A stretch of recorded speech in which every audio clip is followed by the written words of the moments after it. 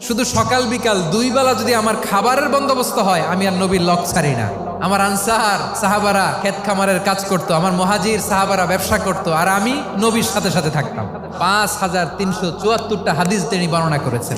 সবচেয়ে বেশি হাদিস বর্ণনাকারী সাহাবী আবু হুরায়রা রাদিয়াল্লাহু তাআলা। বিড়ালের বাবা কি করতেন? খালি হাদিস মুখস্থ করতেন। হাদিস প্রিজার্ভেশনের কাজে বিশ্বনবী ওনাকে কাজে লাগিয়েছেন। উনি একদিন বলেন, ইয়া রাসূলুল্লাহ আসমাউ মিনকা কাসীরান ফালা আহফাজু। নবী, অনেক কথা শুনি, আমার মনে থাকে না। বিষ্ণু বললেন, তাই তোমার চাদরটা বিছাও। আবু হুরায়রা বিছালেন। বিশ্বনবী হাত বুলায় দিলেন। এরপরে অনেক হাদিস বর্ণনা করলেন। আবু হুরায়রা বলে, তারপর থেকে বিশ্বনবী যাই বর্ণনা করে আমি শুনি আর একটাও বলি না। এখন সুবহানাল্লাহ। বিশ্বনবী ওনাকে নবীর এই যে লক্ষ্য হাদিস প্রিজার্ভেশনের এই দায়িত্ব দিয়েছেন সাইয়েদনা আবু হুরায়রা রাদিয়াল্লাহু তাআলা আনহুকে। আপনারা কি খেয়াল করেছেন কত বড় চৌকস ট্যালেন্ট হান্টার ছিল আমার নবী? এক একজনের এক এক ট্যালেন্ট, এক একজনকে এক এক দায়িত্ব দিয়েছেন, এক একজনের প্রতিভাকে এক একভাবে বিকশিত হওয়ার সুযোগ দিয়েছেন। আওয়াজ করে বলেন ঠিক কি না?